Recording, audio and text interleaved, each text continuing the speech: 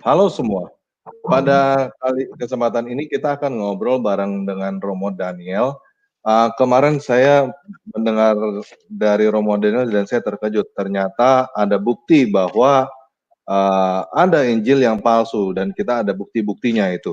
Dan hari ini kita akan ngobrol panjang lebar dengan Romo mengenai bukti-bukti tentang Injil palsu ini. Oke, Shalom Romo. Shalom, selamat sore untuk semua. Sore Romo. Oke, Selamat sore. ini ya Romo, mungkin kita bisa lanjut pembicaraan kemarin-kemarin Romo mengenai Injil palsu ini Romo. Injil palsu ini banyak atau cuma satu atau bagaimana Romo? Ya, kita harus definisikan Injil itu apa dulu gitu loh. Karena dalam pikiran orang itu Injil itu satu kitab, nama satu kitab gitu kan. Injil itu kan bahasa Arab, tapi bahasa Arab itu sendiri sebenarnya itu bentuk yang telah berubah dari bahasa Yunani, Evangelion. Dari Evangelion artinya berita sukacita atau berita gembira, akhirnya menjadi bahasa Ethiopia menjadi Wangil, dan Wangil itu ucapkan dalam bahasa Arab. Dialek Mesir adalah Injil, jadi Injil gitu. Artinya berita sukacita.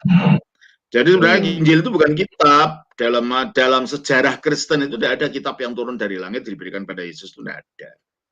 Injil itu adalah berita tentang apa? Berberita tentang karya keselamatan di dalam Yesus Kristus, dengan matinya di atas salib, bangkitnya dari kematian, naiknya ke surga. Itulah intinya Injil. Itulah sebabnya awalnya Injil itu diberitakan secara lisan, bukan buku. Jadi awalnya itu tidak ada. Yesus tidak meninggalkan secorek pun tulisan apapun. Tetapi dia memberitakan ajaran kepada para rasul. Coba kita lihat saja. Salah satunya dalam Injil Lukas, Lukas 1 ayat 1 sampai 4. Coba kita lihat proses bagaimana sampai Injil itu tertulis ya. Kita baca di dalam Lukas 1 ayat 1 sampai 4 ya. Lukas pasal 1 ayat 1 sampai 4. Nah, di dalam pembukaannya ini Lukas mengatakan begini. Theophilus yang mulia, Theophilus itu salah satu anggota gerejanya dia, mungkin salah seorang terpandang di situ, maka disebut mulia. Ya, banyak orang telah berusaha menyusun suatu berita tentang peristiwa. Jadi ada berita itu dulu. Nah, berita itu mau disusun, jadi tulisan kan? Berita tentang apa? Tentang peristiwa-peristiwa yang telah terjadi di antara kita. Berarti kejadian itu peristiwa dulu yang ada itu, bukan buku. Nah, peristiwa itu mau disusun. Nah, peristiwa itu dari mana mereka tahu? Lukas ini. Seperti yang disampaikan kepada kita oleh mereka. Berarti dia mendengarnya juga dari secara lisan, mendengar kan. Yang dari semula adalah saksi mata dan pelayan firman. Siapa ini saksi mata peristiwa itu? Ya para rasul dan pelayan firman. Jadi mereka mendengar berita lisan dari para rasul tentang peristiwa itu. Nah, dan peristiwa itu akhirnya menjadi berita ya, secara lisan. Karena itu, setelah aku menyelidiki segala peristiwa itu, jadi peristiwanya diselidiki ya, mungkin dia ketemu dengan Maria, ketemu dengan Zakheus, ketemu dengan orang-orang, karena dia ke Yerusalem juga kan, pergi ke Yerusalem. Setelah aku menyelidiki segala peristiwa itu dengan seksama dari asal mulanya, aku mengambil keputusan untuk membukukannya dengan teratur bagimu. Jadi peristiwa ada dulu, dari peristiwa menjadi berita lisan, dari berita lisan menjadi tulisan. Jadi Injil itu awalnya bukan tulisan, bukan buku. Injil itu adalah peristiwa tentang Yesus yang akhirnya menjadi berita lisan, baru kemudian jadi tulisan. Itulah sebabnya Paulus juga mengatakan di dalam 2 Tesalonika 2 ayat yang ke-15. Coba kita baca. Ya. 2 Tesalonika 2 ayat yang ke-15. Kita baca demikian. 2 Tesalonika 2 ayat 15. Dikatakan begini.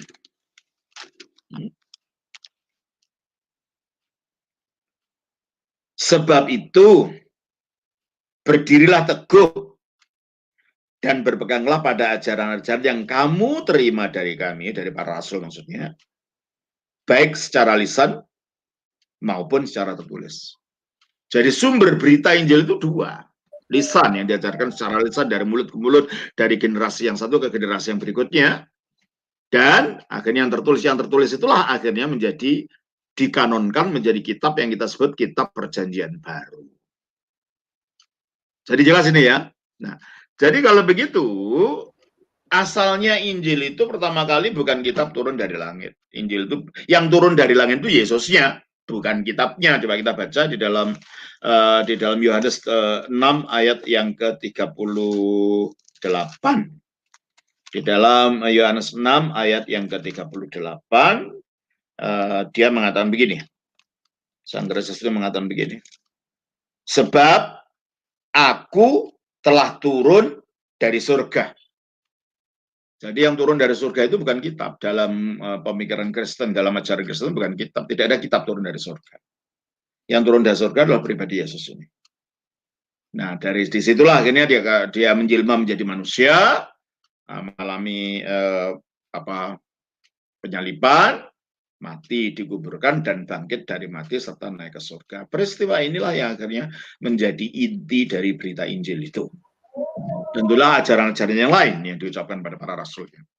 Nah, jadi karena Injil itu awalnya didahului dengan berita lisan, dan baru kemudian sebagiannya dituliskan berdasarkan bukti-bukti awal dari sejarah gereja. Ya. Itu ternyata Injil yang keempat yang kita kenal sekarang ini sudah ada dari awal. Diakui. Nah, dari mana kita tahu? Dari tulisannya Irenaeus. Irenaeus itu siapa? Dia hidup pada tahun 150-an. Dia adalah cucu rohaninya Rasul Yohanes. Yohanes waktu itu setelah kematian Yesus, naiknya ke surga, dia menjadi pimpinan gereja, menjadi uskup di Efesus, di Smyrna. Daerah Smyrna sana di Turki. Nah, dia punya murid namanya Polikarpus. Polikarpus itulah yang akhirnya menjadi mati syahid karena dia mempertahankan imannya. Dan akhirnya Polikarpus ini punya anak rohani namanya si Irenaeus ini. Nah, dari Irenaeus inilah kita mendapat banyak sekali informasi-informasi apa yang diajarkan oleh kakek gurunya itu, Yohanes. Dan apa yang dilakukan oleh gereja purba itu. Jadi kita tidak ngarang-ngarang gitu loh. Sehingga akhirnya yang menjadi kriteria suatu ajaran itu adalah benar, harus mempunyai mata rantai dengan para rasul ini. Nah, karena yang turun bukan buku, yang turun adalah dengan ajaran. Jadi akhirnya yang menjadi kriterianya adalah bahwa orang ini mempunyai mata rantai pentahbisan. Sehingga termasuk dalam lingkup dalam murid-muridnya para rasul. Ya, mata rantai pentahbisan. Makanya dari awal sudah ada namanya pentahbisan itu sudah ada. Coba kita baca dalam Kisah Rasul pasal 14 ayat 23. Kita baca di sana. Ya. Kisah Rasul 14 ayat 23 kita baca. Ayat 23 begini. Di tiap-tiap jemaat, rasul-rasul itu menetapkan penatua-penatua. Kata penatua ini dalam bahasa aslinya adalah presbiteros, presbiter. Dan itulah yang menjadi romo sekarang, sebutan romo. Romo kan bapak yang dituakan. Ya, jadi penatua ini bukan majelis gereja. Jadi penatua ini ada yang dianggap dan pimpinan penatua disebut sebagai penilik jemaat yang bahasa aslinya episkopos atau uskup. Coba kita baca 1 Timotius 3 ayat 1. 1 Timotius 3 ayat 1. 1 Timotius 3 ayat 1. Ya, benarlah perkataan orang ini. Oke. Orang yang hendak menghendaki jabatan penilik jemaat menginginkan itulah episkopos. Episkopos itu akhirnya diucapkan dalam bahasa Arab, sering diucapkan osnya dibuang jadi episkop, diucapkan dalam bahasa Arab menjadi al-uskuf, dan akhirnya diucapkan dalam bahasa Indonesia menjadi uskup. Oh. Ya. Jadi Oh. uskup itu di zaman awal itu, presbiter bisa juga uskup. Hanya baru zaman kemudian uskup itu dipisahkan dari presbiter. Uskup itu jadi pimpinan para presbiter, pimpinan para romo itu. Jelas ini ya. Jadi dari situlah akhirnya untuk menyatakan bahwa kamu memang mempunyai mata rantai dengan ajarannya Yesus itu, kamu harus punya mata rantai pentabisan yang ditapiskan melalui suksesi, melalui mata rantai pentabisan dari rasul itu, gitu ya. Jadi ini yang menentukan suatu ajaran itu bisa diakui atau tidak, yaitu pentabisan. Karena akhirnya uskup ini yang menjadi pembela ajaran itu, yang menjadi penyebar ajaran itu, sebab dia mempunyai mata rantai dengan Kristus. Itu yang pertama. Yang kedua, ajaran lisan dari para rasul ini yang sudah kita sebutkan tadi, yang akhirnya bukan ajaran lisan secara umum gitu aja, akhirnya dibentuk dalam bentuk pengakuan, semacam kredo, pengakuan iman, sehingga waktu itu disebut sebagai patokan iman. Makanya muncul dari gereja awal itu mulai ada pengakuan-pengakuan iman, macam-macam bentuknya, tapi selalu 12 bentuknya. Karena menurut tradisinya, masing-masing rasul dari 12 itu mengkontribusikan artikel masing-masing pengakuan iman ini. Ya, sehingga bentuk ajaran Kristen awal itu bentuknya sudah berbentuk semacam ya memang ada doktrinal gitu loh, doktrinal ini gitu ya. Nah, makanya Irenaeus itu disebut sebagai bapak dari teologia sistematika. Kenapa? Dia menulis, saya misalnya bukunya ada di perpustakaan Anda saya bawa tadi. Itu dia menuliskan tentang The Preaching of the Apostle, judulnya. Pengajaran pemberitaan dari para rasul. Itu dia menjelaskan tentang dari awalnya, tentang keasaan Allah, tentang Tritunggal, tentang apa, meskipun dalam bentuk yang masih sederhana. Bukan dalam bentuk sistematik teologi yang sudah kompleks seperti zaman sekarang sederhana, tapi sudah ada gitu loh. Jadi kalau gitu bentuknya ajaran rasul itu sudah ada jam itu gitu, bukan baru mengarang-arang. Jadi itu yang pertama, yang kedua adalah itu, yang ketiga adalah kanon, mana buku yang diakui itu. Dan ternyata keempat Injil itu sudah diakui dari awal. Keempat Injil itu sudah diakui dalam, meskipun belum dalam bentuk kanon yang kita kenal sebagai Perjanjian Baru yang jumlahnya 27 ini. Nah, itu satu. Yang kedua, pada zaman itu gereja awal, para rasul dan murid-murid itu menghadapi orang-orang yang mempunyai pikiran yang memisah daripada alur rasuliah ini.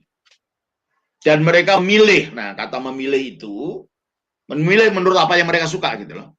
Kata memilih itu dalam bahasa Yunani bunyinya eris.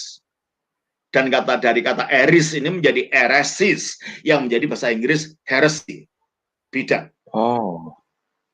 Bidat itu artinya pilihan. Jadi tidak mengikuti pilihan yang di blow up menjadi ajaran yang menjadi cirinya orang itu gitu loh. Sehingga para rasul waktu itu, murid-muridnya terutama Irenaeus, harus berjuang melawan orang-orang ini karena mau mendistorsi ajaran yang memang sudah ada alurannya dari rasul ini. Dan zaman itu karena belum ada kitab suci seperti yang kita miliki sekarang kan, kita sudah punya Alkitab yang ini bentuknya ini, Perjanjian Lama, Perjanjian Baru gitu kan. Dan waktu itu belum. Biarpun sudah ada keempat Injil, Matius, Markus, Lukas, dan Yohanes sudah diakui dari awal. Paling tidak pada abad kedua ini sudah diakui gitu kan. Tetapi belum ada pengkanonan bahwa jumlahnya sekian gitu. Sehingga masing-masing pemimpin sekte ini, masing-masing pemimpin ajaran yang memilih terserah apa yang mereka mau, itu membuat Injilnya sendiri-sendiri sesuai dengan pemikirannya yang kebanyakan bersifat tahayul, bersifat fiksi. Nah, ada dua kelompok para penulis ini. Kelompok ini namanya orang-orang yang yang mengikuti pemikiran yang disebut sebagai pemikiran Gnostik. Kata Gnostik itu dari bahasa Yunani gnosis. Gnosis itu kalau bahasa Arabnya makrifat. Pengetahuan ilahi gitu. Jadi kita diselamatkan melalui satu ilham khusus, suatu hikmat khusus yang diberikan oleh Allah gitu. Nah ini, jadi ini memang akhirnya pengajarannya merupakan spekulasi dari campuran antara kosakata Injil dengan isi spekulasi filsafat ber-Yunani dan keberhalaan Yunani, campur baur.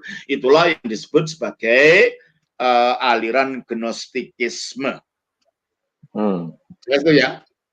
Nah yang kedua, ada kelompok orang-orang yang tadinya Yahudi, ketika menjadi Kristen belum bisa menghilangkan keterikatan mereka dengan cara-cara pemikiran dan budaya Yahudi. Contohnya kita baca ya, Kisah Rasul 15 ayat 1.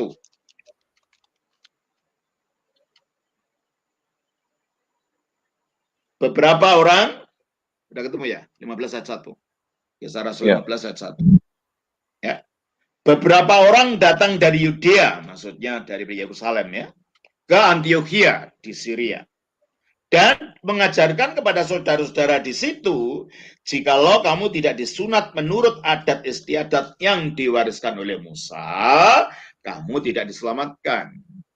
Lalu pada waktu itu akhirnya terjadi perdebatan dengan Paulus dan Barnabas. Ya, pada sama-sama orang Yahudinya ya, tapi mereka sudah mengerti makna Injil itu apa. Akhirnya ketika mereka mengadakan inilah pertama kali diadakannya konsili itu ya ini ya. Karena ajaran perorangan itu sebelum itu diratifikasi oleh seluruh gereja itu tidak bisa mempunyai sifat sebagai doktrin. Itu ajaran perorangan dan tidak bisa dianggap sebagai kebenaran. Jadi meskipun pandainya Paulus atau Barnabas kalau itu ajarannya pribadi ya nggak akan diakui siapa-siapa oleh gereja.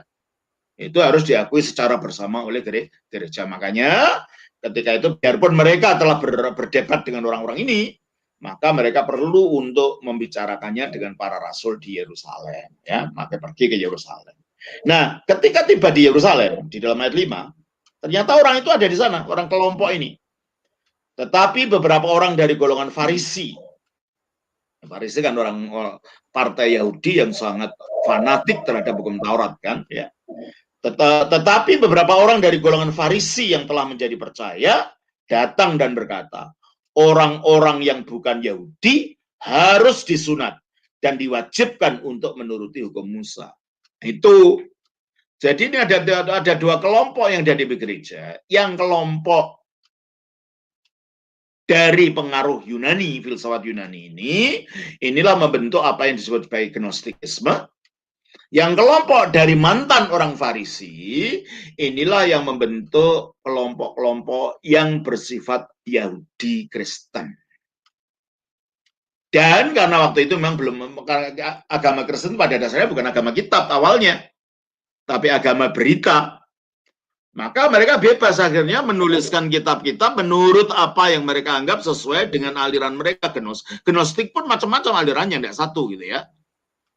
Sehingga muncullah ajaran Injil-Injil yang diakukan sebagai Injil yang dilihat dari kacamatanya orang-orang Gnostik ini, dan ada Injil-Injil yang diakukan atau dilihat dari kacamata orang-orang yang masih berpegang erat pada keyakinan Yahudi itu.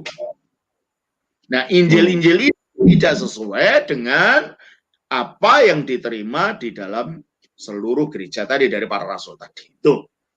Nah, itulah akhirnya Injil-Injil ini tidak diterima oleh gereja karena ada alasannya. Kalau gereja mau menerima itu ada beberapa kriterianya. Satu, tulisan itu harus ditulis oleh rasul atau orang yang dekat dengan rasul.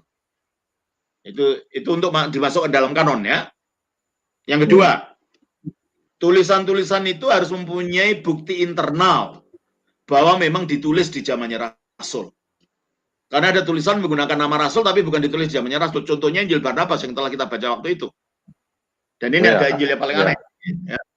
Ini saya punya Injil paling modern nih. Nih. Pernah lihat ini enggak? Apa tuh? Belum tuh. Injil Aquarius dari Yesus Kristus. Ini Injilnya orang-orang New Age dari Amerika. Oh. Ini paling baru ini. Jelas ya ini ya. Jadi ini ya nggak diakui oleh siapa-siapa. Mereka juga gitu zaman itu. Dan akhirnya ini pertanyaan yang kedua adalah Injil itu harus mempunyai bukti internal ditulis di zamannya Rasul. Jangan namanya pakai Rasul ternyata ditulis abad ke-13, 14 seperti Injil Barnabas yang katanya ditulis Barnabas, ternyata Barnabas bukan Rasul pula kan. Nah, yang ketiga, Injil itu harus tidak boleh bertentangan dengan ajaran lisan yang selama ini dipelihara oleh gereja. Gereja Rasulia maksudnya. Ajaran lisan para rasul yang selama ini dipegang oleh gereja. Yang keempat, Injil-Injil itu harus diakui 3 pusat gereja yang ada waktu itu. Sebelum Konstantinus menjadi Kristen, gereja yang satu waktu itu, yang disebut Ortodoks atau Katolik, itu punya 3 pusat. 2 di timur, yaitu Alexandria dan Antioquia, Alexandria di Mesir. 1 di barat, yaitu Roma. Jadi kalau ada tulisan-tulisan yang tidak dibaca oleh 3 ini, biarpun isinya nggak salah, tidak bisa dimasukkan dalam kriteria sebagai kanon. Keempat, tulisan-tulisan itu tidak boleh mengajarkan dongeng-dongeng. Dan kelima, keenam aja, tulisan-tulisan itu harus mengajarkan menuntun pada kekudusan. Sehingga sebenarnya pada zaman itu sebelum ada pengkanon ini, ada kitab-kitab yang ditulis murid-muridnya para rasul yang ajarannya tidak salah, akhirnya tidak masuk dalam perjanjian baru. Meskipun pada waktu itu hampir saja masuk dalam perjanjian baru. Ini tulisan-tulisan ini. Ini namanya para bapak gereja Rasulia. Karena mereka murid-muridnya rasul. Siapa saja itu? Ini. Saya tunjukkan nih ya, siapa saja ini. Kalau yang ini, edisi yang ini jadi 1 ini, ada 1 Clement dan 2 Clement, ada Ignatius. Ignatius itu juga muridnya Yohanes. Dia menurut tradisi dia adalah salah satu anak kecil yang pernah diberkati Yesus. Ya. Polikarpus, itu muridnya Yohanes, tetapi yang mempunyai murid Irenaeus tadi. Lalu kitab Didache. Didache itu buku pegangan mengenai cara kehidupan gereja. Dan waktu itu diakui sebagai bagian daripada kitab suci. Ya. Terus surat Barnabas, bukan Injil Barnabas ya, surat Barnabas. Ada surat Barnabas. Ya. Isinya beda sekali dengan Injil Barnabas. Lalu ada lagi ini. Ada lagi yang kedua, Gembala Hermas. Gembala Hermas. Lalu kematian Polikarpus dan surat kepada Diognetus. Ini dulu dianggap sakral buku-buku ini. Saya punya ini dalam bahasa aslinya dan bahasa Inggris. Dua-duanya. Ya, ini aslinya ini. Nah, setelah terjadinya terutama munculnya pemimpin Gnostik namanya Marcion, yang ajarannya sangat gnostik sekali. Dia percaya ada 2 Allah, Allah yang buruk yaitu pencipta, Allahnya perjanjian lama yang menciptakan benda dunia ini, benda jasmani, dan Allah yang baik itu yang disebutnya sebagai bapaknya Tuhan Yesus Kristus yang tidak dikenal oleh yang buruk ini, sehingga akhirnya dia sangat anti perjanjian lama, sangat anti Yahudi. Nah itu akhirnya gereja mulai bereaksi. No, kalau begini caranya siapa saja bisa membuat kitab sucinya seenaknya saja sehingga kita kebingungan. Nah, maka dibuatlah kanon itu. Pelan-pelan tidak langsung ya. Kalau gitu mana yang harus kita yang menjadi bagian daripada kitab suci itu? Dan akhirnya setelah berdoa dan bergumulan, ternyata yang tersaring berdasarkan kriteria-kriteria tadi hanya 27 kitab yang kita kenal sebagai perjanjian baru sekarang. Jelas ini ya? Itu tahun berapa, Romo? Tahun berapa, Romo? Sekitar tahun 150, mulai sekitar tahun 150. Awal sekali. Ya. Nah, sehingga kitab-kitab yang banyak itu yang ditulis oleh orang Kardinal itu dalam macam-macam bentuk Injil yang aneh-aneh itu tidak bisa diterima karena tidak sesuai dengan kriteria tadi. Ada kriterianya. Nah, kalau gitu kenapa ini kita tidak bisa terima ini? Umpamanya ini, apa ajarannya salah? Enggak sih. Kita perlu membaca tulisan-tulisan ini tulisan para bapak gereja karena mereka mengenal para rasul. Mereka muridnya para rasul. Ya. Jadi dengan membaca ini kita tahu kehidupan gereja waktu itu gimana, ajaran gereja itu gimana, bukan kita yang ngarang-ngarang sendiri, enggak. Tetapi yang memang berasal dari Kristus pada para rasulnya dan diberikan pada muridnya. Ada itunya, ada alurnya gitu loh ya. Nah, ini tidak diterima akhirnya dalam perjanjian baru. Umpamanya surat Ignatius itu ada 7 surat yang dia tulis. Itu kalau kita baca surat itu kita dari awal kita tahu bagaimana gereja itu percaya tentang keilahian Kristus, tentang kehidupan gereja dan lain-lain kita tahu, tentang uskup, tentang presbiter dan semuanya tadi. Itu kita dari surat itu. Tapi kenapa tidak dimasukkan? Karena surat itu hanya dibaca di pusat gereja yang di Antioquia. Di gereja Alexandria tidak pernah dibaca, di gereja Roma juga tidak, sehingga akhirnya tidak masuk. Nah, surat Gembala Hermas kenapa masuk? Sebab itu surat itu hanya dibacanya di pusat gereja yang di Roma. Gereja Alexandria dan gereja Antioquia tidak membacanya. Sehingga akhirnya tidak diketahui, maka tidak masuk. Kenapa surat Barnabas tidak? Surat Barnabas itu hanya dibaca di Alexandria. Tidak di Antioquia, tidak di Roma. Jadi mereka tidak masuk bukan karena isinya salah, enggak. Tetapi karena itu tidak memenuhi kriteria universitas gereja yang waktu itu berada pada 3 pusat itu. Karena waktu itu gereja masih satu, macam aliran seperti sekarang. Jelas ya? Nah, jadi disitulah mulai terbentuknya kanon tadi. Jadi kalau dikatakan bahwa Injil diubah-ubah, yang ubah kapan? Sejak awal sudah diakui ya 4 Injil itu, Matius, Markus, Lukas, Yohanes, ini dibuktikan oleh sejarah gitulah. Dibuktikan oleh data-data primer yang disimpan oleh gereja purba maksudnya ya. Nah, lalu apa saja Injil-Injil yang ditulis orang-orang Gnostik ini? Banyak ternyata. Terus sekali orang Kristen harus tahu supaya tidak dijebak orang luar yang berusaha untuk meragukan imannya.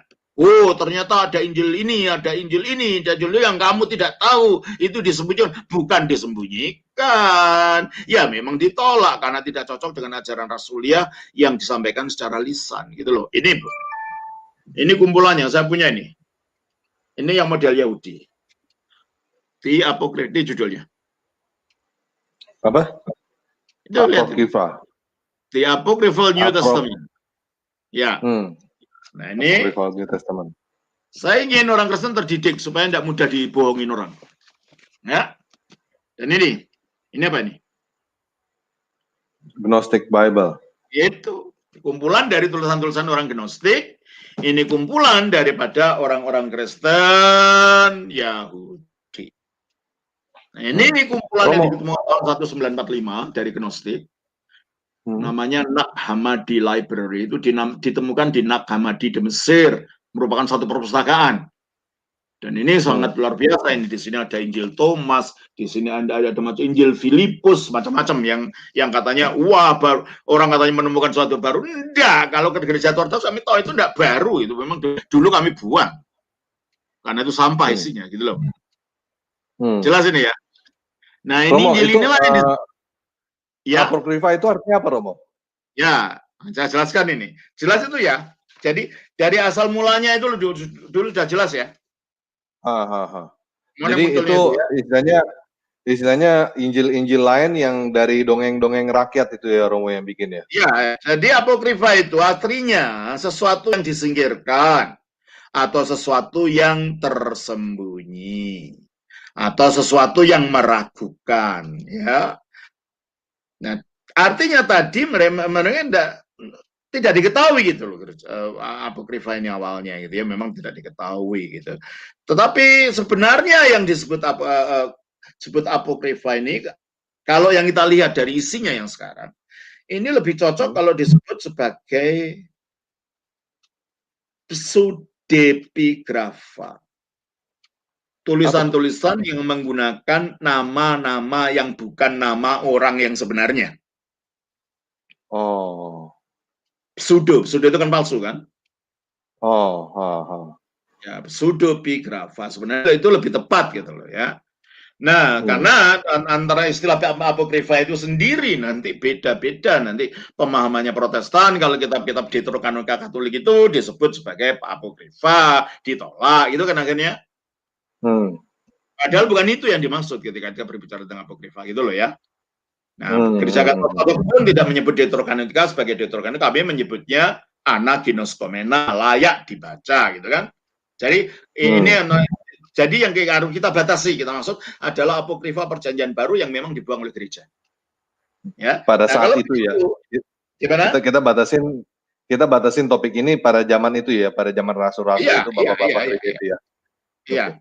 Dan tujuan kita untuk mendidik umat kita supaya tidak mudah nanti ada orang tiba-tiba muncul, wah ini ada Injil baru ditemukan umurnya 1.500 tahun. Loh kok 1.500 tahun? Teratur 150 saja Injil itu yang asli udah ada kok ya. Udah 2000 tahun lebih kan. Nah, dengan demikian setelah kita tahu asal-usulnya, tahu tahunnya, bagaimana prosesnya, kita tidak mudah gampang heran.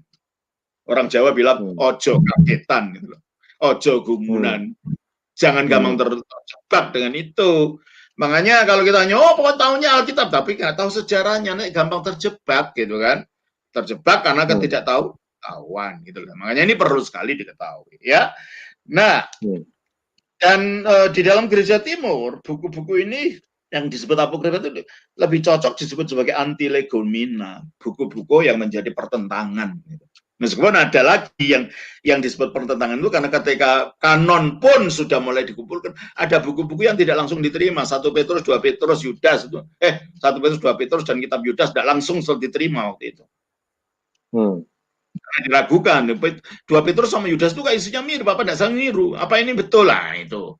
Di Gereja Timur tidak langsung menerima kitab Wahyu karena isinya aneh gitu kan.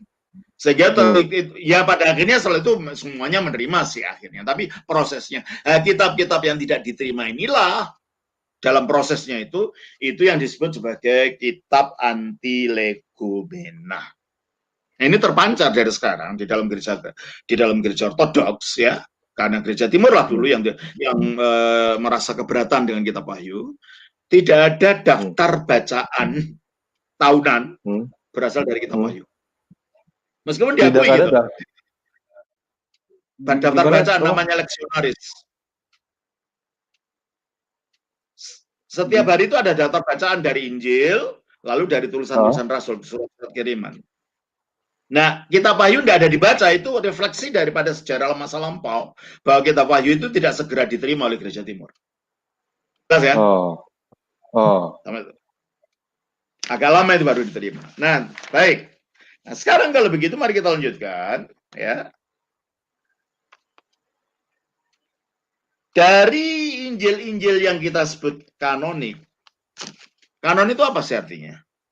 Kanon itu artinya itu dari bahasa Yunani patokan, yang menjadi patokan menjadi pakem sesuai dengan ajaran Rasul gitu loh, yang tidak menyimpang itu artinya. Itu artinya kitab kanonik ya. Ternyata dari awal Injil Matius, Markus, Lukas, Yohanes itu sudah diakui sebagai kanon. Nah, lalu dari Injil-Injil yang bernafaskan Yahudi, itu ada Injil yang disebut Injil masa kanak-kanak Yesus. Kenapa? Karena cerita tentang masa kanak-kanak Yesus itu sangat nggak memuaskan. Ceritanya gimana sih dari bayi sampai remaja terus apa gitu ya, apa yang terjadi sehingga waktu itu orang-orang Kristen itu ingin memuaskan rasa ingin tahunya, lalu membuat kisah-kisah masa kecil Yesus, terutama yang terkenal adalah Injil masa kanak-kanak Yesus dari Yakobus. Dari Yakobus. Yakobus, yaitu yang disebut Proto-Evangelium Yakobus. Proto-Evangelium Yakobus. Terus, ada Injil masa kanak-kanak Yesus yang ditulis Thomas.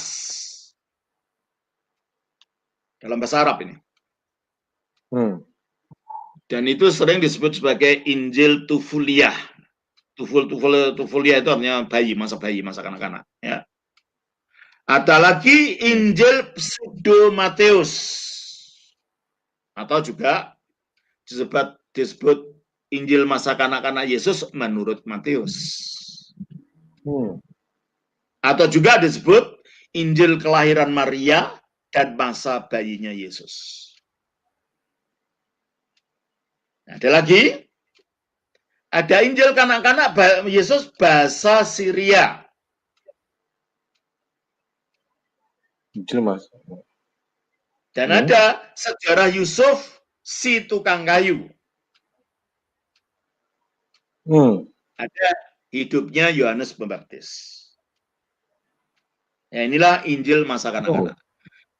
Nah, di situ akan menarik kita karena dalam Injil-Injil ini kisah Yesus dalam Al-Quran, kisah Isa dalam Al-Quran, kan tidak tepat sama seperti yang ada dalam Alkitab, enggak? Ya kan, masa kecilnya Yesus itu kan tidak persis sama.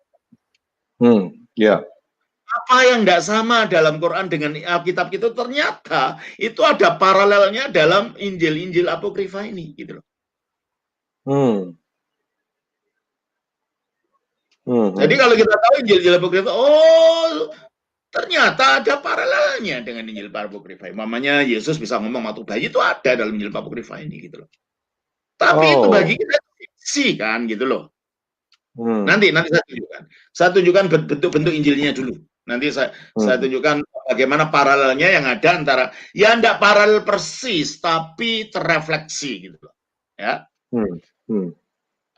Lagi ada Injil-Injil yang bersifat Yahudi ini, ada yang hanya berwujud fragmen-fragmen saja di dalam tulisan-tulisan para bapak gereja, namanya Clement dari Alexandria, salah seorang bapak gereja penting ini, orang Mesir. Origenes juga dari Alexandria, Eusebius, Epiphanius, Yerome atau Hieronymus, Didymus Sibuta, itu mencatat beberapa indikasi tentang adanya Injil-Injil Yahudi. Ini yang mungkin ada yang dituliskannya dalam bahasa Ibrani. Tapi kita nggak punya dokumennya. Itu hanya disebutkan di sana. Ya. Nah, apa saja itu? Injil orang Ebionit. Ebionit itu kelompok Yahudi awal yang memahami Yesus, Injil, dari kacamata strict Taurat. Dari kacamata apa? Strict Taurat. Jadi bagi mereka, Yesus itu anaknya Maria dan Yusuf. Bukan ilahi. Dan dia baru diangkat jadi Mesias, jadi Kristus, waktu dibaptis. Dan tujuannya datang untuk menegakkan hukum Taurat kembali. Ya, sangat Yahudi gitu. Ya. Sehingga ada sarjana yang mengatakan agama Islam adalah kebangkitan kembali Ebionisme dalam jubah budaya Arab, katanya begitu. Ya. Benar tidak, atau saya nggak tahu, tapi itu saya hanya mengatakan apa yang dikatakan sarjana itu. Ya. Karena pemikirannya paralel gitu loh. Ya. Terus ada lagi Injil kepada orang-orang Ibrani. Dikutip dari Kiril dari Yerusalem. Dikutip juga oleh Clement dari Alexandria. Dikutip oleh Origenes dan Yerome. Terus yang ketiga, Injil orang-orang Nasrani atau Nazarin. Kalau bahasa Ibraninya Natsorim. Ya, karena dalam Alkitab orang-orang Kristen itu untuk orang-orang yang non-Yahudi mengejeknya dengan nama Kristianos, pengikut Kristus, tetapi orang Yahudinya mengejeknya dengan nama Nasrani. Tapi semuanya itu ejekan, bukan nama ya. Dan akhirnya orang-orang ini terpisah dari gereja alur utama, memisahkan diri menjadi sekte, namanya sekte Nasrani ini. Coba kita baca di dalam Kisah Rasul pasal 24. Kenapa? Kisah para Rasul? Nasrani berarti bukan Kristen, Romo? Bukan. Itu adalah sekte. Coba ayat 5 dari Kisah Rasul 24 ayat 5. Kisah Rasul 24 ayat 5. Ayat 5. Telah nyata kepada kami bahwa orang ini adalah penyakit sampar, seorang yang menimbulkan kekacauan di antara semua orang Yahudi di seluruh dunia yang beradab, dan bahwa ia adalah seorang tokoh dari sekte orang Nasrani. Ini orang Yahudi yang ngomong, menyebut Paulus sebagai pemimpin tokoh Nasrani. Tapi itu nama ini tidak pernah menjadi sesuatu yang diterima orang Kristen sendiri. Dan akhirnya diambil oleh kelompok ini yang memisahkan diri menjadi sekte, namanya sekte Nasrani. Dan kemungkinan ketika agama Islam mulai muncul, Muhammad bertemu dengan kelompok ini. Karena menurut catatan sampai abad ke-5, di Syria ini masih ada orang Ebionit yang sekelompok dengan, karena orang Nasrani ini mungkin keluar dari Ebionit, membentuk grupnya sendiri. Ada dokumen dari abad ke-5, ternyata orang-orang Ebionit itu masih ada di Syria sampai abad ke-5. Jadi bukan tidak mungkin masih ada kelompok kecil yang lari ke Arabia, karena Arabia itu di dalam sejarah Kristen disebut sebagai Arabia Heresibus Verax. Arabia tempat sarangnya kaum bidat, gitu. Karena banyak orang-orang bidat lari ke situ. Ketika mereka tidak setuju dengan ajaran yang mainstream, mereka lari ke situ. Gitu. Nah, salah satunya ini orang Nasrani, orang Ebionit, malah orang Arianes lari ke situ. Ya. Nah, di samping itu, ya, itu tadi Injil-Injil yang ditulis oleh orang-orang yang bercorak Yahudi, ya. Nah, sekarang yang bercorak Gnostik. Itu apa aja? Injilnya Marcion. M-A-R-C-I-O-N. Injilnya Manis. Mani ini pendiri dari ajaran Manikianisme, yang mengaku bahwa dia adalah nabi terakhir, bahwa dia adalah meterai segala nabi. Dia penggenapan semua nabi-nabi, termasuk Buddha gitu loh. Mani. Si Mani ini.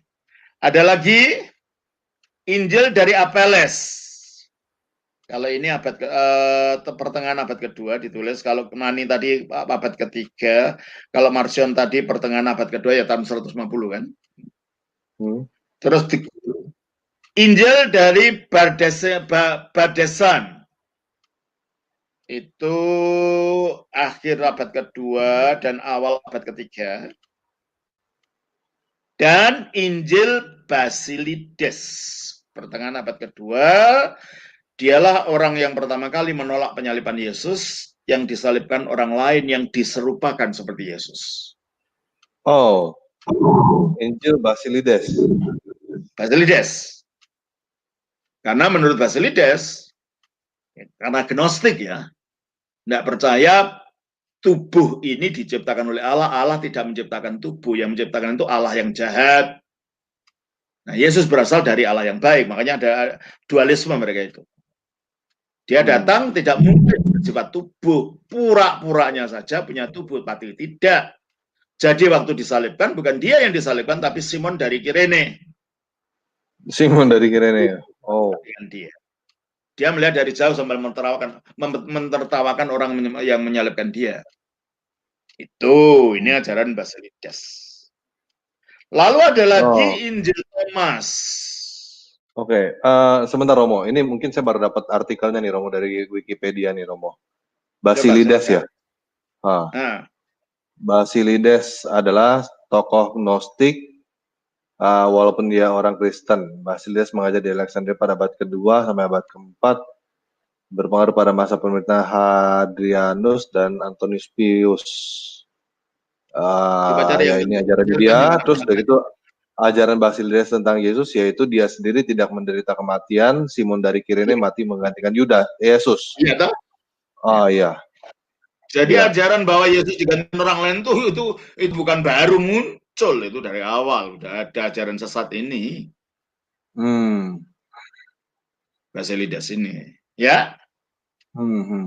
terus Injil Thomas itu seperti Injil sastra hikmat ya, pernyataan-pernyataan dari Yesus gitu. Nah, ini itu Injil. Jadi ada Injil masa kanak-kanak Yesus ditulis Thomas dan ada Injil Thomas. Beda ya, bedakan ya. Ah, oh. Oke. Injil Thomas sama Terus Injil sama anak-anak Thomas. Injil Eh, Thomas sama Injil masa kanak-kanak Yesus oleh Thomas. oke. Oh, oke. Ya. Terus kita juga ada Injil yang bersifat Injil yang menceritakan penderitaan, masa penderitaan Yesus. Yaitu Injil Petrus, Injil Nikodemus, yang juga disebut sebagai kisah Pilatus.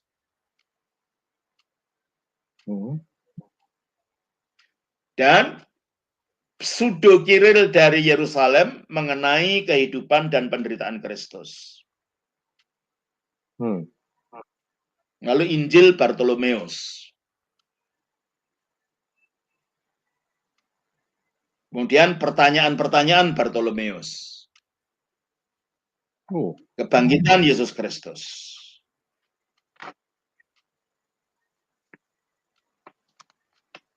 Nah, ada Injil-Injil Gnostik yang lain yang berbentuk seperti Injil, terutama yang diketemukan di Nag Hammadi itu yang sudah saya sebutkan tadi.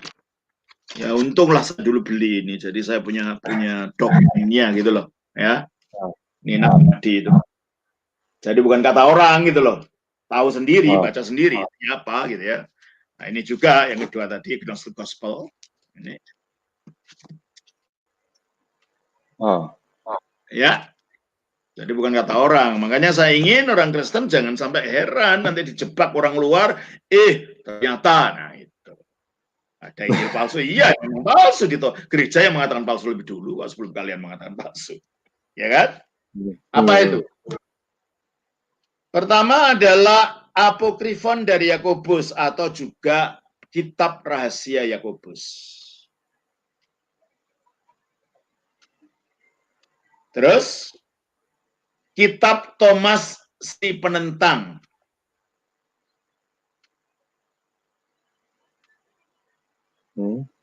Terus Dialog Sang Juru Selamat.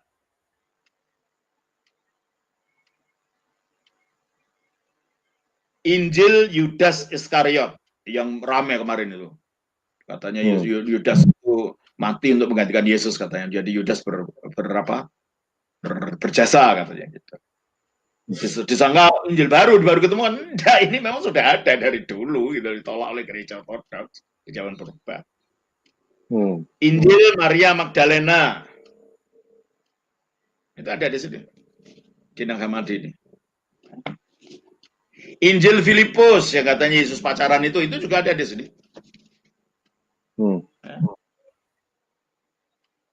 Terus Injil orang Mesir dalam bahasa Yunani. Banyak banget ya. Banyak, makanya ini perlu kita tahu semua ini. Dan Sofia atau hikmat dari Yesus Kristus. Nah, sekarang ada yang model seperti kitab Wahyu. Wahyunya Paulus. Romo, bentar Romo.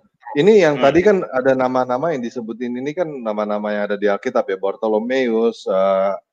Ya semua kan pakai begitu. Ya, karena ditulis abad ke-14 pakai nama Barnabas. Ya, berarti ini seperti yang kemarin kita cerita ya. Ini apa? fiksi historis ya. Ya, Jadi fiksi. fiksi historis maksudnya orang-orang karang dengan menggunakan nama-nama orang zaman dulu, tokoh real gitu, tapi sebenarnya dongeng gitu ya. Namanya pseudepigrafa. Pseudo kan palsu. Nama palsu. Pseudepigrafa itu ya. Ya. Terus Wahyu Petrus. Kitab Wahyu Petrus. Ada Injil Kebenaran, itu Gnostik juga, ditulis oleh Basilides. Valentinus. Surat dari Lentulus. Saya tidak tahu, belum baca ini Lentulus ini. Dan Pistis Sophia. Ceramah kedua dari Set yang agung. Jadi waktu itu ada aliran bahwa Set anaknya Adam. Nah, Set itu kalau misalnya namanya Nabi Sis, ya. Set anaknya Adam itu katanya itu adalah seperti Kristus gitu loh mereka. Jadi mereka menjadikan Set itu menjadi inti ajaran mereka, ya. Nah, ada lagi kitab-kitab yang wujudnya seperti kisah Rasul, kisah-kisah gitu ya. Apa itu? Kisah Andreas, kisah Barnabas. Ini bukan Injil dari Barnabas dan bukan surat Barnabas. Ya, ini kitab lain. Kisah Barnabas, kisah Yohanes, kisah Mari, kisah para martir, kisah Paulus, kisah Paulus dan Tekla, kisah Petrus, kisah Petrus dan Andreas, kisah Petrus dan Paulus, kisah Petrus dan ke-12 Rasul, kisah Filipus. Ini bukan Injil Filipus ya, ini beda lagi. Kisah Pilatus, kisah Thomas, kisah Timotius, kisah Santipi, Polixena, dan Rebeka. Kita tidak kenal siapa orang itu. Wow. Ada lagi yang berbentuk seperti surat-surat kiriman. Ya, seperti surat-surat Paulus. Siapa gitu ya. Kalau tadi kisah-kisah ya, seperti kisah Rasul ya. Nah, ini ada bentuk surat kiriman. Ya, yang pertama adalah surat-surat Rasulia, tapi itu kan bukan apokrifa ini kan, yang memang yang tadi saya tunjukkan itu bukan apokrifa ini. Lalu surat Barnabas. Ya, sudah saya sebut tadi juga, ini bukan termasuk apokrifa sebenarnya. Surat Clement. Surat 3 Korintus. Ya.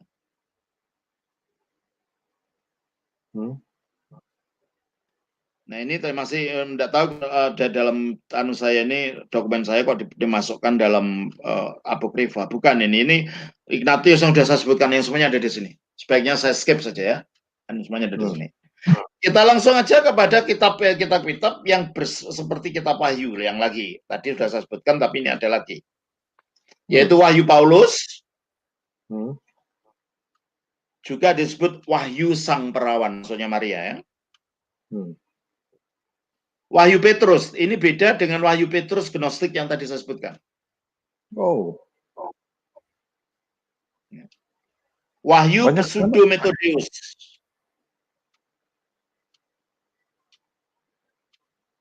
Wahyu Thomas, Wahyu Stefanus, Wahyu pertama dari Yakobus, Wahyu kedua dari Yakobus. Nah, itulah mengenai wahyu-wahyu.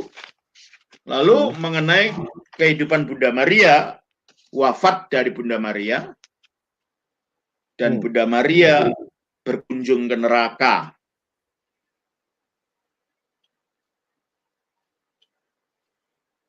Ada lagi buku lain yang namanya Kitab Nepos. Saya belum baca itu, jadi saya nggak bisa menerangkan apa itu. Kanon para rasul. Kanon di sini artinya undang-undang, aturan-aturan ya. Kanon para Sastra dari rasul. kanon. Iya, kanon para rasul. Nah, Didache, saya tidak tahu kalau Didache dimaksud, Didache ada termasuk di sini dari para bapak rasul ya. Ya. Didache. Liturgi Yakobus itu liturgi yang awal dikompilasi dalam sejarah gereja purba yang masih dipraktekkan di gereja ortodoks setiap tanggal 27 Oktober. Jadi kemarin kami melaksanakan setahun sekali. Ini liturgi paling awal sebelum akhirnya diperkembangkan oleh Yohanes Chrysostomus yang dilakukan oleh gereja ortodoks setiap hari Minggu. Ya. Jadi liturgi Yakobus, pertobatan Origenes, doa Paulus, kalimat-kalimat dari Sextus, Fisiologus,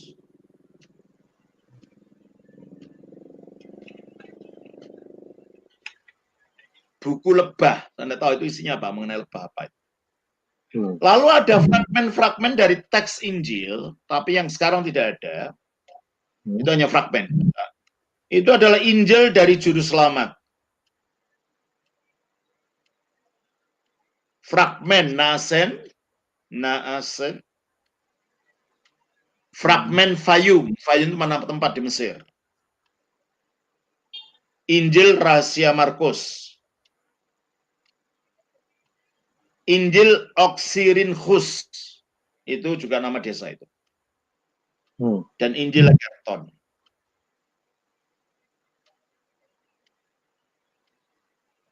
Ada yang diketahui namanya melalui catatan-catatan para bapak gereja, tapi tidak ada yang masih bertahan, hanya namanya dikenal. Injil Hawa, maksudnya Hawa istrinya Adam. Injil 4 realitas surga. Injil Matias. Injil kesempurnaan. Injil dari ke-70 utusan. Injil Yudas, jangan dikacaukan dengan Injil Yudas Iskariot. Oh, lain lagi. Lain lagi, namanya sama mereka menggunakan. Oh. Injil ke-12 Rasul dan Memoria Apostolorum.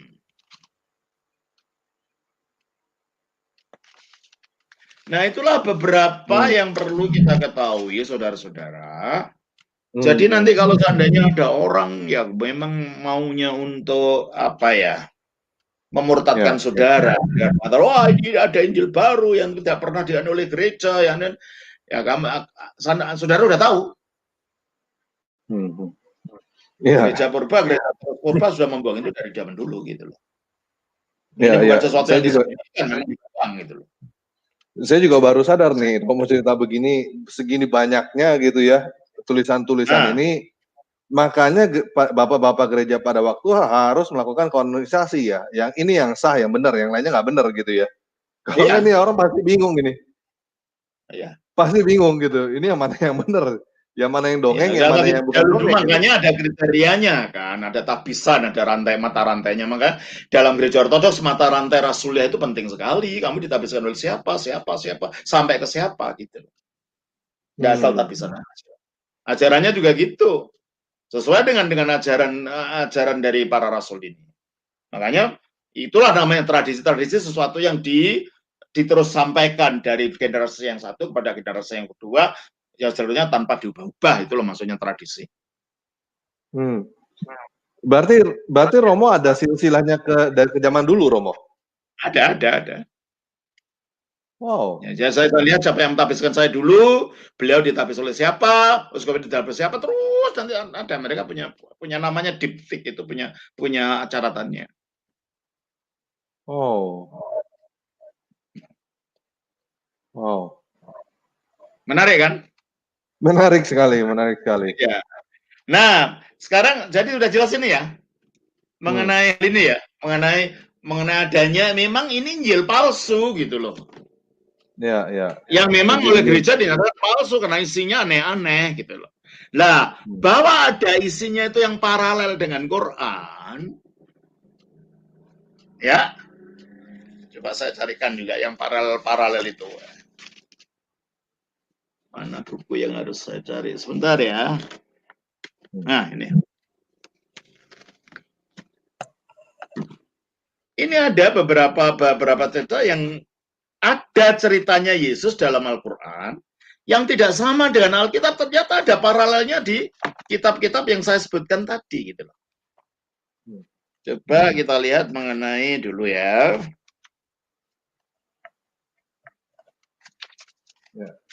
Romo, bentar ya, saya ambil kertas dulu, Romo. Soalnya tadi catatannya banyak sekali ini. Bentar, Romo. Apa itu? Saya ambil kertas dulu ini, soalnya kertas saya habis nih. Catatan saya habis, bentar ya. Oke. Sebentar, saya juga mencari kertas tulisan saya tadi.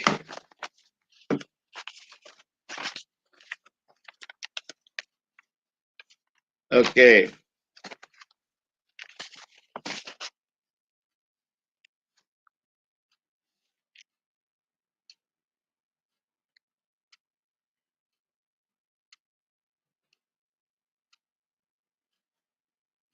Ya, halo. Ya, mari kita lihat dulu tentang kisah Maria dulu.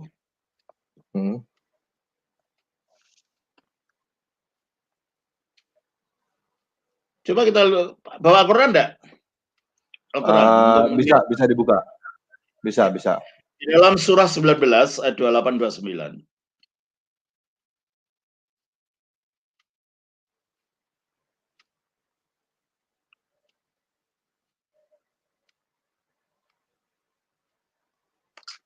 Surah 19 ayat 28-29. Tolong bacakan.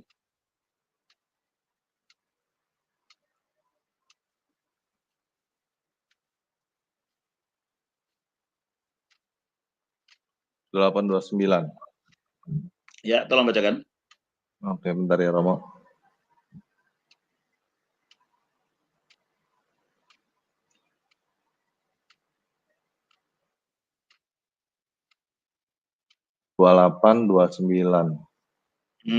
Dan jika engkau berpaling dari mereka untuk memperoleh rahmat dari Tuhanmu yang kau harapkan, maka katakanlah kepada mereka ucapan yang lemah lembut. Dan janganlah kau jadikan surah Maryam ya, keliru bacanya 19. Surah 19 itu surah 17. Sorry. 19:28-29. Ya.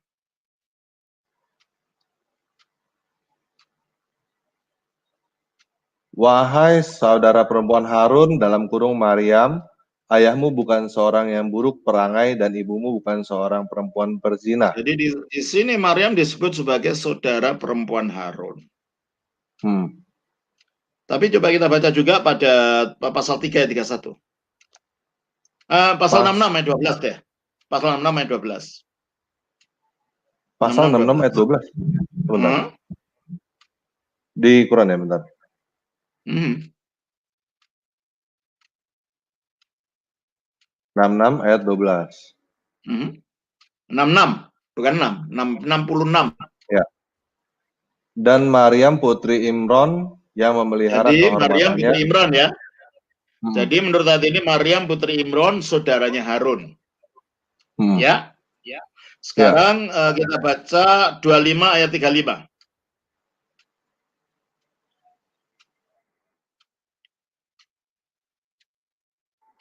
25 ayat 35.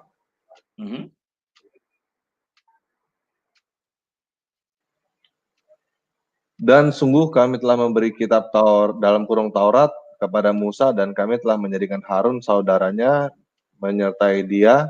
Jadi menurut ini Harun itu saudaranya siapa? Musa. Menurut surah 19 tadi Maryam itu saudaranya siapa? Harun. Jadi kalau itu Maryam itu anaknya Imran, saudaranya Harun yang adalah saudaranya Musa. Kita orang Kristen jadi bingung. Loh, kok bisa Maryam saudaranya Harun dan saudara Musa nanya Imron, padahal Imron itu bapaknya Musa memang, Amram bahasa Ibrani-nya. Coba kita baca kitab Bilangan 26 ayat 59. Bilangan 26 ayat 59.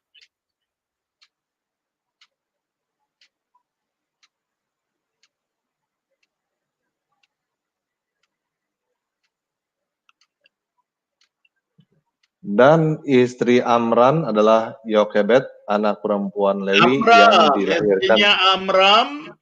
Nah, Amram itu kan bentuk bahasa Ibrani. Bahasa Arabnya bentuknya Imran. Terus anaknya berapa? Siapa saja? Yang dilahirkan bagi Lewi di Israel, dan perempuan itu melahirkan Harun, Musa, dan Miriam. Nah, ternyata ada Miriam, tapi bukan Miriam ibunya Yesus.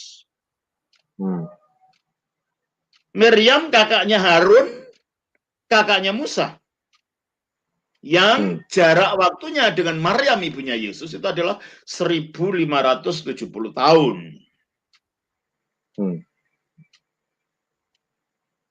Nah, kita jadi tanda tanya. Gimana data ini? Betul. Ya, tuh. Paralel lagi. Ya, saya tidak usah menilai, hanya menunjukkan data saja. Saya tidak usah nilai. Kita baca Quran 3 ayat 31 sampai 32.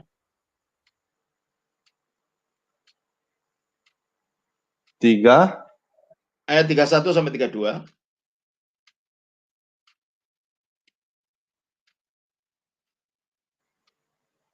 Katakanlah dalam kurung Muhammad, jika engkau mencintai Allah, ikutlah aku. Niscaya Allah mencintaimu dan mengampuni dosa-dosa. Pasal 3, 31, 32 ya. Terus? Allah pengampun, maha penyayang. Katakanlah itu ya? Dalam kurung. Bukan itu. Sebentar, saya baca Al-Quran sih. Yang kisahnya mengenai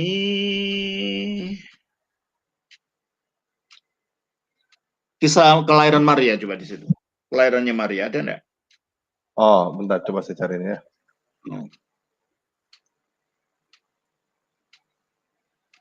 Pasal berapa itu? Pasal 3 ya? Surat Al-Imran, betul.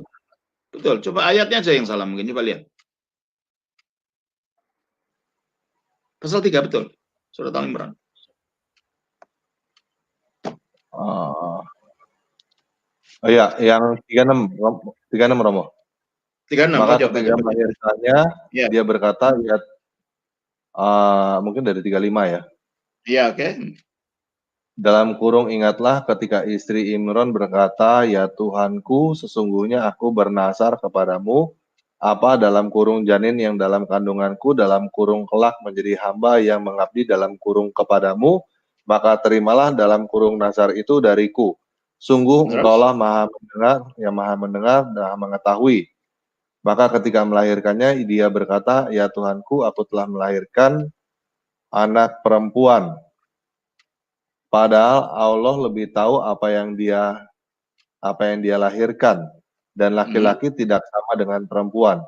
Dan aku memberinya nama Maryam, dan aku memohon perlindunganmu untuknya dan anak cucunya dari dalam kurung gangguan setan yang terkutuk. Sampai ayat 42 ya, sampai ayat 42. Sampai ayat 42. Maka dia dalam kurung Allah menerima dengan penerimaan yang baik, membesarkannya dengan pertumbuhan yang baik, dan menyerahkan pemeliharaannya kepada Zakaria. Setiap kali Zakaria masuk menemuinya di mihrab, dalam kurung kamar khusus ibadah, dia mendapati makanan di sisinya. Dia berkata, wahai Maryam, dari mana ini engkau peroleh?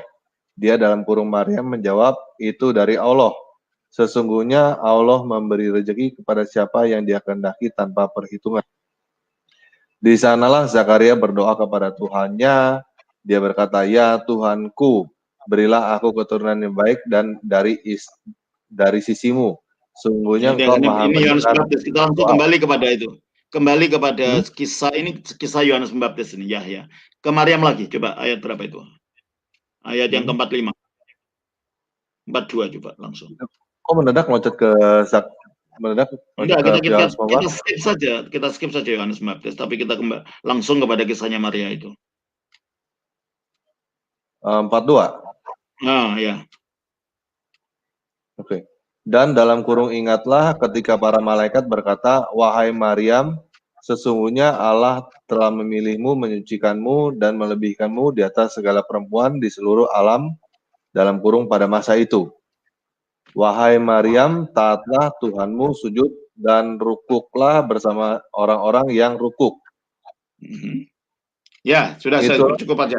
Jadi di sini Nah, kita melihat bahwa di dalam Injil tidak ada ceritanya. Ibunya Maryam minta doa karena tidak punya anak, minta akhirnya diberikan anak, dan anaknya diserahkan pada pemeliharaan Zakaria, gitu kan? Dan diletakkan di, kalau kita bahas kita di Bait Allah, di mihrab, gitu ya. Dan setiap hari diberi makan oleh malaikat, kan gitu ceritanya di situ.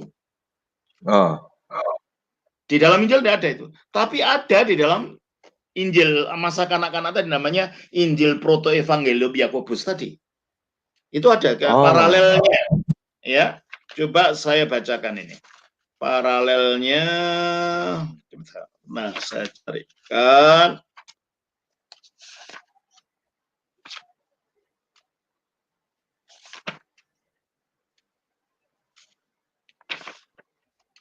Sebentar. Oke, di mana?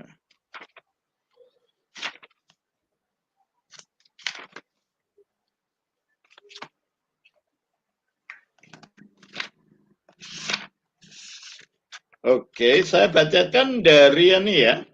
Dari coba baca lagi dari ini. Kita lanjutkan kisahnya Maryam itu dari surah 19 ayat 16 sampai 31. Surah 19. Atau kita baca ini aja mengenai masa ini aja, masa kecilnya dulu ya. Masa kecilnya ini coba saya baca dulu dari kelahiran Maria itu. Ini mengenai kisah daripada Maryam ya. Kemudian imam menerima anak itu dan setelah menciumnya dan memberkati dia, berbicara kepadanya demikian. Kiranya Tuhan muliakan namamu di atas segala umat di atas bumi ini.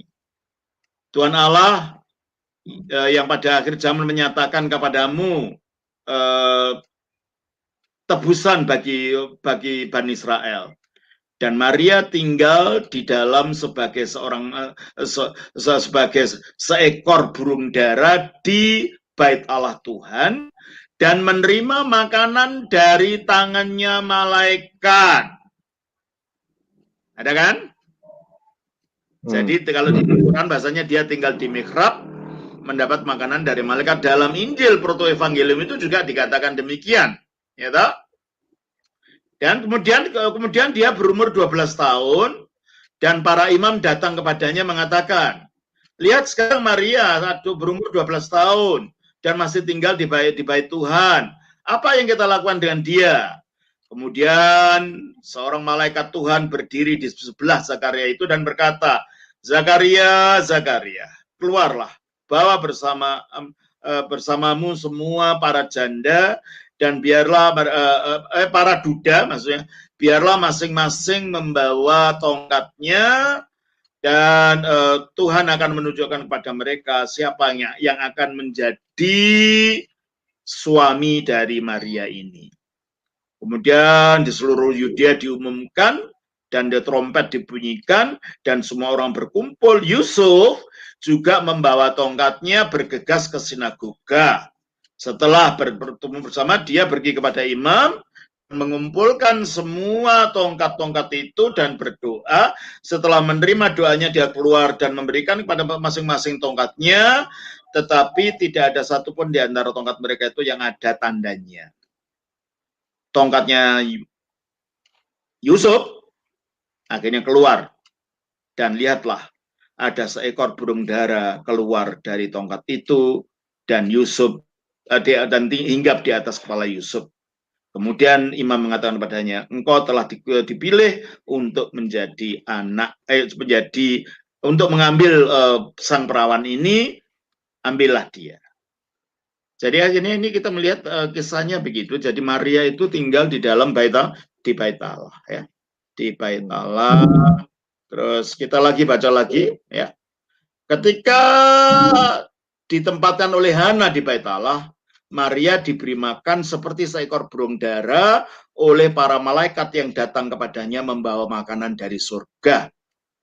Dan ketika dia menyembah Tuhan di dalam bait Allah, mereka menghormati dia dan sering membawa buah-buahan dari pohon kehidupan yang dimakan oleh Maria dengan sukacita. Maria tinggal di dalam bait Allah sebagai seorang penyembah yang murni dan kudus sampai umur 12 tahun dan seterusnya. Jadi menurut saya kalau begitu Maria memang ditempatkan di bait Allah dan itu tidak ada dalam Alkitab. Tapi paralelnya ada dalam Al-Qur'an. Maria diserahkan pada Zakaria dan menurut Injil Protoevangelium itu juga Maria diserahkan kepada Zakaria. Iya. Ya. Oke, ini saya baru dapat artikel nih Romo, baru tadi sekalian nyari-nyari Proto Injil Yakobus atau kisah masa anak-anak Bunda Maria. Ini kayaknya saya udah dapat ya teman-teman, mungkin bisa lihat ya. Jadi Injil Yakobus disebut Injil kelahiran Yakobus atau Proto Evangelium Yakobus adalah sebuah Injil apokrifa ya di sini ya. Jelas ini apokrifa. Terus juga teman-teman bisa cari, ini sebenarnya ada nih Romo kayaknya Romo di internet Romo kalau mau cari Proto Injil Yakobus atau kisah Injil anak-anak Bunda Maria menurut Yakobus. Ini kayaknya lengkap juga tadi yang Romo ceritakan kayaknya ada di sini nih. Mungkin teman-teman yang penasaran mungkin bisa cari sendiri. Ini kata kuncinya Proto Evangelium Yakobus Mariam ini kalau saya carinya nih. Coba sekarang mana itu? Baca dari surah Al-Maidah ayat 119.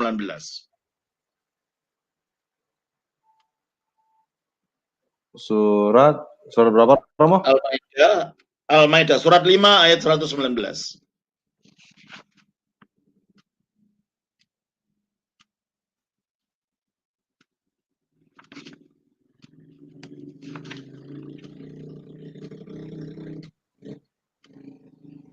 Salah kan nih Romo? Mengenai surga? Surah 5. Bukan, mengenai Yesus menciptakan burung dari tanah. 5 ayat 119, bukan? Bukan. Berapa itu yang ada penciptaan itu? Mungkin saya salah ketik tadi. Benar ya. Dia membuat mujizat, pokoknya Yesus itu membuat mujizat. Aku datang padamu dengan mujizat dari Tuhan, tanda-tanda dari Tuhanmu. Aku beritahukan makanan yang ada di rumahmu. Aku membuat dari tanah burung dan dihembuskan nafas jadi burung sungguh gitu. Pasal berapa benar itu? Ya, saya cari nih benar ya. Saya hanya menunjukkan paralelnya saja situ.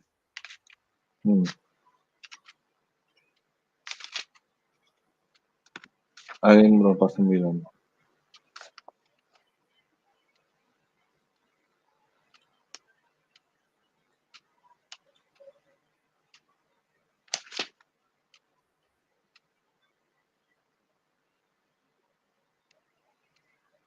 Ya, pokoknya di situ ada cerita bagaimana Yesus itu, Isa itu membuat mukjizat dengan menjadikan tanah dibuat burung, lalu dihembuskan kepadanya, lalu jadi burung sungguhan gitu ya.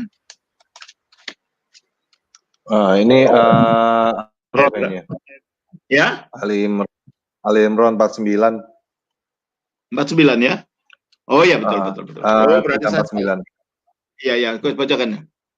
Romo bisa baca bahasa Arab nggak Romo ini Romo? Bisa. Tapi nggak apa-apa bahasa Indonesia lah. Ya. Oke. Wa rasuli ila bani Israil. Udah itu baca bahasa Indonesia saja lah, nggak apa-apa. Oke. Dan sebagai rasul kepada Bani Israel, dia berkata, aku telah datang kepada kamu dengan sebuah tanda dalam kurung mujizat dari Tuhanmu, yaitu aku membuatkan bagimu dalam kurung sesuatu dari tanah berbentuk seperti burung. Lalu aku meniupnya, maka ia menjadi seekor burung dengan izin Allah. Nah, ini dalam Injil kan nggak ada cerita ini. Nggak ada, betul. Ternyata ada paralel dalam Injil Thomas orang Israel. namanya. Ya, bunyinya begini. Kanak-kanak Yesus ketika dia berumur 5 tahun bermain-main di tepi jalan dengan sungai kecil yang kotor yang airnya mengalir. Dan setelah membawa semuanya bersama-sama, air itu langsung ada menjadi bersih hanya dengan mengatakan satu kata saja. Kemudian dia membasahi tanah dan membuat 12 burung gereja. Dan itu adalah hari Sabat ketika dia melakukan hal itu. Dan banyak anak-anak kecil lain bermain dengan dia. Sekarang seorang Yahudi melihat yang dilakukan Yesus karena dia bermain pada hari Sabat, langsung dia melaporkan itu kepada Yusuf. Hei, lihatlah, katanya. Anakmu main-main di got yang kotor dengan air yang kotor itu. Dan mengambil sebagian daripada lumpurnya. Dia membuat 12 ekor burung gereja. Dengan demikian mengotori hari Sabat. Mendengar hal ini, Yusuf langsung pergi ke tempat di mana dikatakan tadi dan berseru, "Pak, mengapa kamu melakukan hal ini pada hari Sabat? Tidak diizinkan melakukan itu." Ketika Yesus mendengar itu, dia menepukkan tangannya atas burung-burung gereja tadi dan berseru keras, "Pergilah." Maka burung-burung itu berkicau dan terbang. Orang-orang Yahudi melihat hal ini terheran-heran dan pergi dan memberikan kepada para pemimpin agama mengenai apa yang dilakukan oleh Yesus. Nah, ini kan ada cerita ini paralel kan? Yesus membuat burung dari tanah dan dia jadi burung sungguhan gitu kan. Jadi juga ketika Yesus masih bayi, kata Al-Quran, itu sudah bisa bicara di dalam ayunan. Ya kan? Coba kita baca di dalam surah Maryam, surah 19, ayatnya yang dan itu juga ada paralelnya dalam Injil-Injil Apokrif ini. Kita baca dalam surah 19 ya. Ayatnya yang ke ayat 29. Coba lihat.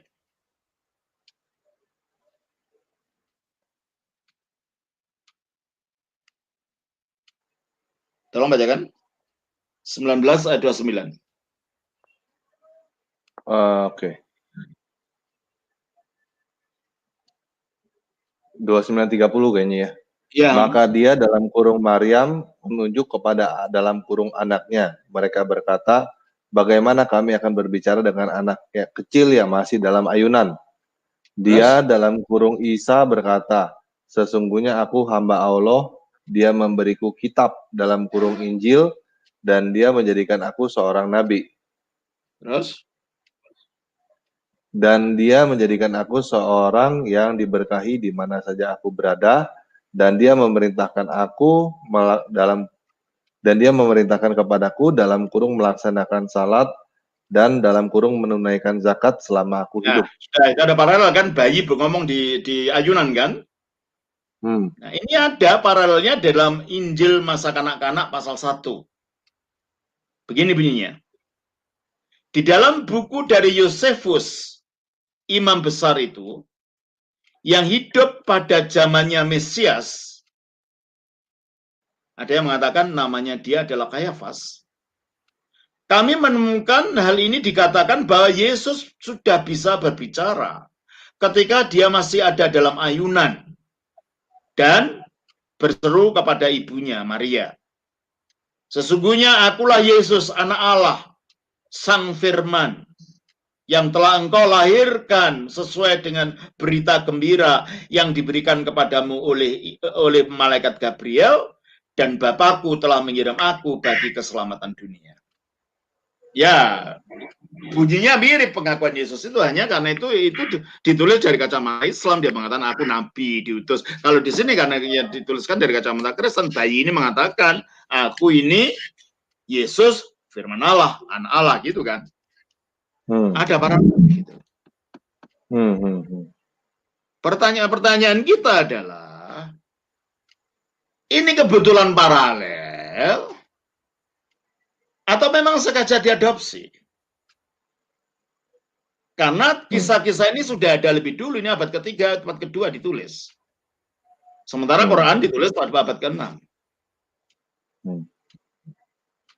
Loh, kalau kebetulan kenapa begitu banyak paralel yang tidak ada dalam Alkitab, ternyata kita jumpainya malah di kitab-kitab yang bagi kita itu kitab fiksi gitu loh. Yang memang ditolak oleh gereja karena isinya fiksi. Nggak ada makna apa. Pokoknya apa sih Yesus mengubah itu lumpur jadi burung itu tadi, burung gereja 12 ekor itu. Maknanya apa kan nggak ada. Tapi kan keren Romo. Ya. Tapi kan keren Romo, kalau itu ada kisah sungguhnya kan orang lebih gampang ngomong Yesus Tuhan bikin. Ya tapi kan dongeng. Kalau Yesus mengatakan semua mujizatnya itu adalah tanda. Tanda apa? Tanda yang menandai pengajaran yang disampaikan. Coba baca di dalam Yohanes pasal yang 2 ayat 11.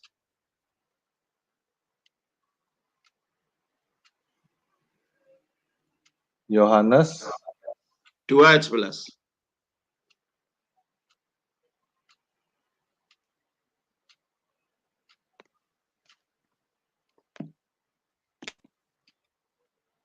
Ya, kalau bacakan. Ya. Yohanes pasal 2 ayat 11. Hal itu dibuat Yesus di Kana yang di Galilea sebagai yang pertama dari tanda-tandanya. Jadi itu tanda gitu. Yang pertama. Pertama. Ini mujizat pertama di Kana ya. Gitu kan? Berarti ini bukan hanya sekedar untuk pameran kesaktian, enggak. Atau pameran apa ya? Adu ilmu Romo. Bukan itu. Itu tanda yang isinya ajaran Injilnya gitu loh. Nah makanya ditolak oleh gereja karena itu kayak tukang sihir itu kan. Ya. Terus mengenai Maria melahirkan Isa di bawah pohon kurma. Ya. Kan ada air. Ya ada pohon kurmanya, memang ceritanya agak beda. Kalau di dalam Injil sejarah dari kelahiran Maria dan masa kanak-kanak sang juru selamat, bunyinya gini. Pada hari ketiga sesudah dia pergi, Maria merasa capek di padang belantara karena panasnya hawa itu. Dan meminta Yusuf untuk istirahat sebentar di bawah bayang-bayang sebuah pohon kurma. Lalu Yusuf bergegas-gegas dan membuat Maria duduk di bawah pohon itu. Kemudian Maria melihat ke atas dan melihat cabang-cabang pohon itu penuh dengan buah. Katanya, aku ingin kalau mungkin untuk mengambil beberapa dari buah kurma itu. Yusuf menjawab, aku heran apa yang kau katakan. Karena itu cabangnya sangat tinggi dari cabang kurma ini. Demikian juga, aku sangat ingin mendapatkan air. Karena semua tempat air yang kita punya itu sudah habis dan tidak ada ditemukan apa-apa untuk mengisinya. Kemudian Yesus yang bayi itu melihat ke atas dengan senyum yang penuh sukacita. Dia dari pangkuan ibunya dan berkata kepada pohon palem, pohon kurma itu, kirimkan dandanmu ke bawah agar ibuku boleh makan buahmu yang segar itu. Langsung saja pohon kurma itu merundukkan diri di bawah kaki Maria dan Maria memakan dari buahnya. Dan ketika mereka mengumpulkan semua buahnya itu tetap bertunduk pohon tadi menunggu perintah supaya tegak lagi. Kemudian Yesus berkata, hai pohon kurma, bangkitlah dengan sukacita. Jadilah menjadi salah satu pohon daripada Bapakku yang di surga. Tetapi dengan air kamu terbuka untuk air, sumber air di bawahmu. Dan bawalah ke sini untuk penyegaran air yang keluar darimu. Langsung saja pohon kurma itu berdiri lagi dan mengeluarkan air dari akarnya yang begitu jernih dan manis. Ketika mereka melihat air itu, mereka dipenuhi dengan sukacita dan meminum dari air itu. Jadi ada paralel gitu loh. Kalau dalam Quran, kisah ini terjadi ketika Yesus dilahirkan gitu. Kalau dalam Injil ini itu terjadi beberapa hari sesudah Yesus dilahirkan. Tapi tetap Wah, pada mujizat Romo. Itu Hah? mujizat Romo. Mujizat. Ya, jadi gitu. Jadi Itu saudara kalau yang Kristen, kalau baca seandainya pernah baca Al-Quran ada cerita-cerita itu, jangan tergesa-gesa heran. Ada paralelnya dalam kitab-kitab fiksi yang telah dibuang oleh gereja. Tidak ada dalam Alkitab, tetapi ada kitab-kitab dongeng ini yang dibuang oleh gereja. Jelas ini ya? oh. Jadi itu bukan mujizat Romo, itu dongeng Romo. Yang tadi Dongeng lah. dibacain tadi. Ya, itu dongeng semua. Namanya Oh. kitab apokrifa. Kita tidak bisa percaya kitab apokrifa. Tidak boleh percaya Oh. apokrifa. Tidak ada Dan kebenarannya. itu yang disebut dengan Injil palsu. Iya. Ya, memang palsu. Itu fiksi yang dibuat-buat gitu. Ya, Jelas ya, ya? ya. Jelas Romo, jelas. Yang palsu bukan Ini Injil yang kanon. Enggak, itu karena itu mempunyai mata rantai dengan rasul, mempunyai sanad gitu loh. Melalui pentahbisan, melalui yang sudah syarat-syarat kanonan tadi gitu.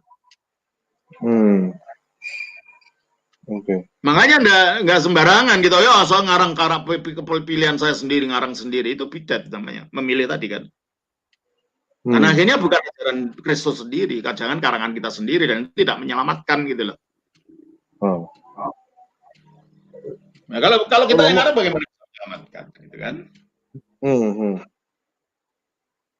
Ya, ya. Ya, saya Romo, kira saya jadi penasaran Romo. enggak. Dari tadi yang ada di Quran ternyata tidak ada di Injil kanonik yang benar-benar jadi patokan kita, yang asli nggak ada paralel. Enggak. Adanya malah di apokrifa dan gnostik ya, yang palsu ya, ada paralelnya, yang dongeng itu ya. Iya. Nah, hampir semuanya yang tidak ada dalam Alkitab, yang ada dalam Quran itu kepunanya paralelnya justru dalam kitab-kitab yang tidak diakui gereja ini. Yang paralel di dalam Quran dengan yang ada di Alkitab sebenarnya ada nggak Romo? Enggak persis, enggak. Ya, yang nggak ada ya. Enggak ada. Nama-namanya aja, tapi bukan detail ceritanya, enggak. Nah, Romo, satu lagi pertanyaan Romo. Abraham membangun Ka'bah, mana dalam Alkitab ada? Enggak ada kan? Itu kan hanya di Quran. Dan banyak. Okay. Nama-namanya aja yang sama, tapi detailnya enggak gitu. Nah, mungkin juga ini teman-teman juga bingung Romo. Maksudnya saya pernah baca di dalam Quran bahwa di situ kesannya nih Trinitas itu adalah Bapa, Putra, dan Bunda Maria.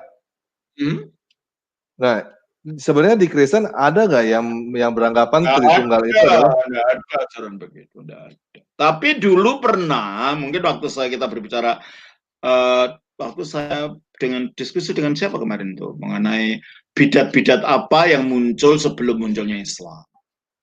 Itu ada semacam bidat monofisit yang mengatakan memang Allah itu bukan hanya punya 3 hipostasis, tapi juga punya 3 esensi. Kalau hipostasinya ada 3, esensinya 3, berarti kan pisah-pisah. Dewa yang terpisah-pisah. Mungkin di ini. Itu satu. Yang kedua, memang pernah ada menurut Epifanius, ada satu kelompok sekte yang ditolak oleh gereja namanya Koliridian Marianis. Yang menganggap Maria itu sebagai dewi. Tapi itu bukan ajaran gereja, itu ajaran sekte gitu loh. Bagaimana ajaran gereja yang resmi dinilainya dari ajaran sekte? Kan tidak mungkin gitu kan.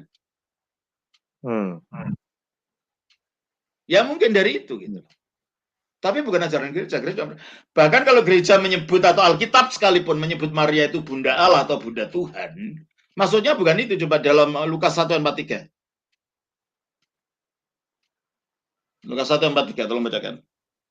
Lukas 1 ayat 43. 1 ayat 43.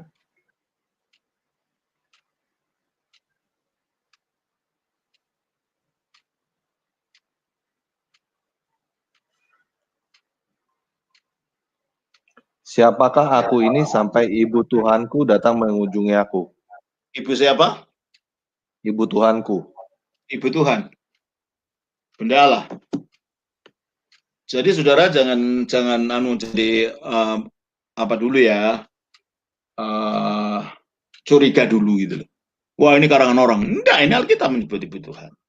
Maksudnya apa? Maksudnya Kristus adalah firman-Nya Allah yang bersifat Allah. Allah itu tidak bisa berubah.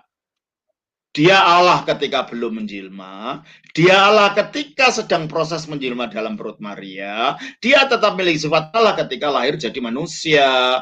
Maka karena dia tetap Allah dan sekarang jadi manusia, manusia punya ibu kan. Nah, ibu dari bayi yang sebenarnya Allah, maka disebut Bunda Allah. Bukan Allah Bapa jadi manusia, enggak. Ini menunjukkan bukan untuk mengangkat Marianya, enggak. Untuk menegaskan Yesusnya. Bahwa dia itu ilahi gitu loh. Meskipun telah jadi manusia. Itu, jadi makanya Maria di dalam Alkitab tidak pernah, atau dalam teologi Kristen purba tidak pernah dikatakan Allah sang Maria itu Allah sang ibu. Enggak. Sebagai pasangan Allah sang Bapa. Dia Bunda Allah tapi bukan Allah sang ibu. Sebab yang Allah ini menunjukkan kepada bayi yang dilahirkannya bukan dirinya gitu loh. Nah, banyak orang keliru ini gitu loh. Ya. Jelas ya? Ya, jelas Roma. Ya. Ya, ini sudah jam 8:30 lebih. Ya. Jadi saya kira cukupkan dulu ya. Cukup Romo, cukup. Terima kasih banyak Romo. Saya hari ini menolong orang-orang Kristen supaya tidak mudah ditipu orang. Nggak usah dibohongin. Ya, jadi tadi ada cerita yang banyak itu Injil palsu semua yang sudah dibuang oleh gereja ortodoks di zaman purba. Jangan percaya itu. Ya, Romo, Injil yang mungkin satu lagi Romo. Posisi kalau Katolik posisinya sama dengan Ortodoks ya mengenai Injil-Injil apokrifa ini. Mengenai ini sama. Sama ya. Iya. Oke. Dan seharusnya semua orang Kristen posisinya harus gitu loh. Oke. Ya. Oke, Romo. Oke. Terima kasih ya, Romo. Terima kasih ya, Romo. Terima kasih. Terima kasih teman-teman yang udah nonton. Ya, oke.